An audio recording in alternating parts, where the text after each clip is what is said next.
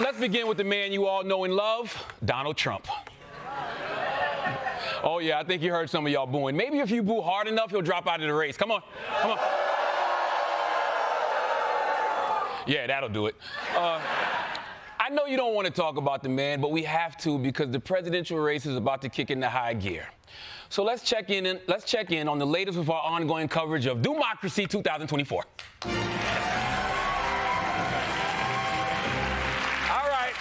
Let's get right to the good news. Donald Trump is definitely not going to be president again.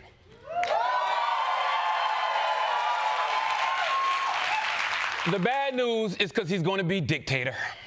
New warnings that Donald Trump's re-election would pose a grave threat to American democracy, with Republican Liz Cheney sounding the alarm about a potential dictatorship. Do you believe if Donald Trump were elected next year that he would try to stay in office beyond a second term? That he would never leave office? There's no question. Quite a warning from former Republican Congresswoman Liz Cheney. She is not alone. From the New York Times, why a second Trump presidency may be more radical than the first. And this from The Guardian, a second Trump term will be far more autocratic than the first. A special issue of The Atlantic magazine today lays out a detailed, compelling case about specifically what could happen if Donald Trump returns to the Oval Office. 24 essays by Atlantic writers outline how the threats to democracy will be bigger than ever before, potentially changing America forever.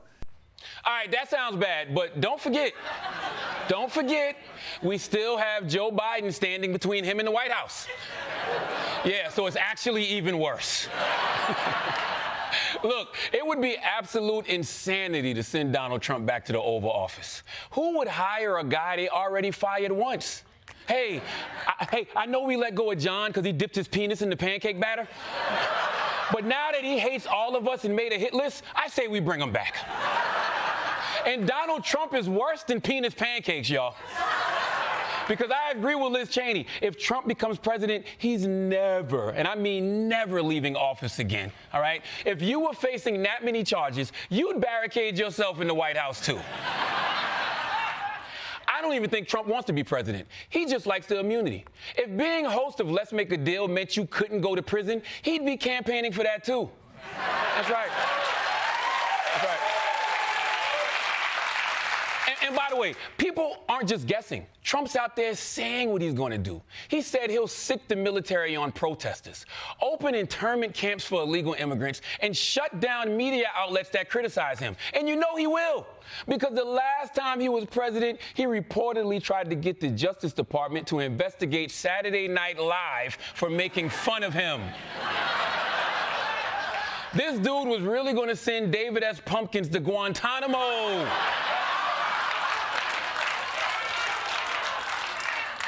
And I know we're all blaming Republicans for a potential Trump comeback, but it's not all on them. It's on Democrats, too. Every single election, they say the Republican nominee is going to destroy America. They said it about Mitt Romney. Mitt Romney. At this point, Romney's just a reusable grocery bag away from being a Democrat. Even now, if Nikki Haley won the nomination, Democrats would say she's going to end democracy, too. The problem is Trump actually will. But people are tuning it out because Democrats have been crying fascist for so long. Honestly, liberals, there's only one way for you to stop Donald Trump. Reverse psychology. Yeah. Act like you like him, okay? All the MAGA people care about is owning the libs. So just embrace Trump. Then they'll reject him. Yeah. Listen. I want y'all to endorse him at Drag Queen Story Hour. Yeah. Get Lin-Manuel Miranda to write a hip-hop musical about him. Or better yet, let's hold a Black Lives MAGA rally. Yeah. Now, let's move on from a criminal trying to get back in the government to a criminal who's moving out of government.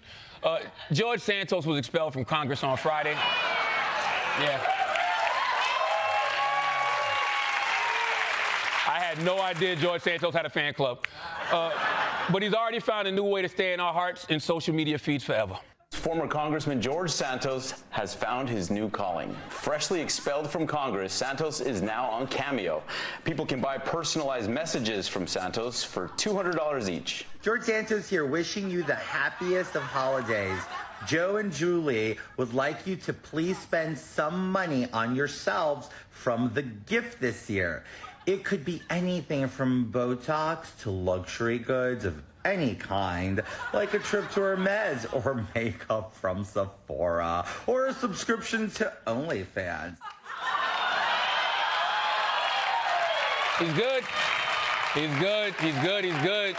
That guy is very good at Cameo. He's good at public speaking. He's relatable. He has a personal touch. You know what?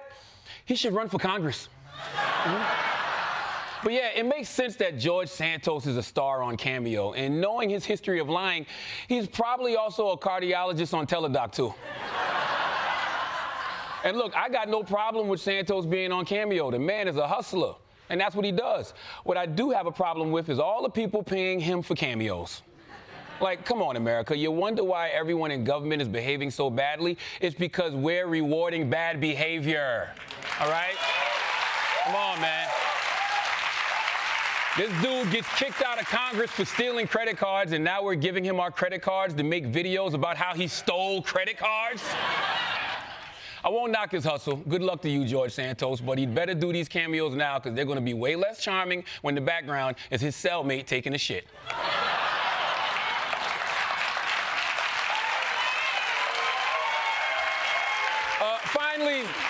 Finally, let's move on to some science news. If you're worried that you might be getting too old to have kids, don't worry, you're not. A 70-year-old woman in Uganda accomplished something few women her age have ever done. She gave birth to a set of twins. Safina Namakwaya delivered her 2 bundles of joy by a C-section after successful IVF treatments. The twin boy and girl were born premature and placed in incubators, but they are in stable condition. Wow. Science is amazing. First, doctors are able to create a golden bachelor, and now this. Modern medicine is incredible. For more on this miracle birth, let's go live now to Desi Lydic.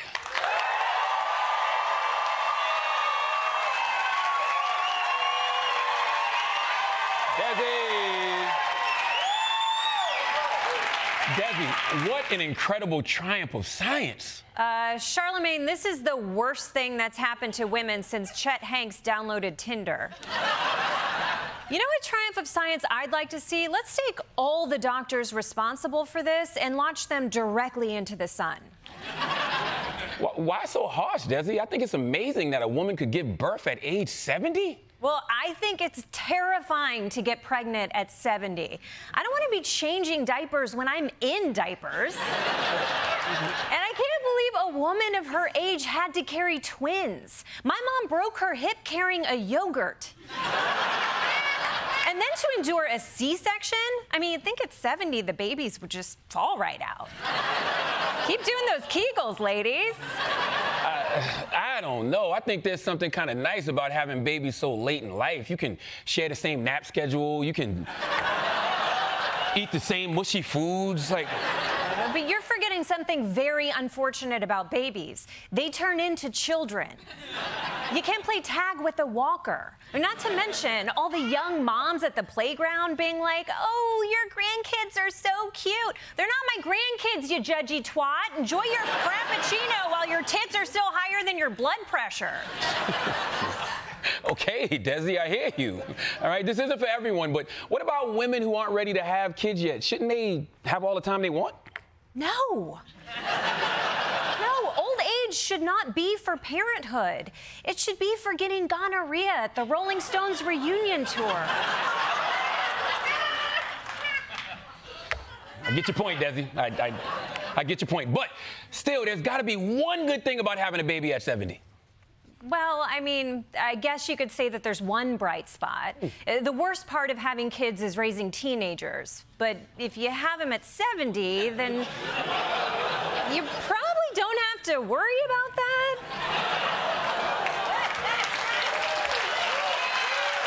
Good point. Desi Lydic, everybody.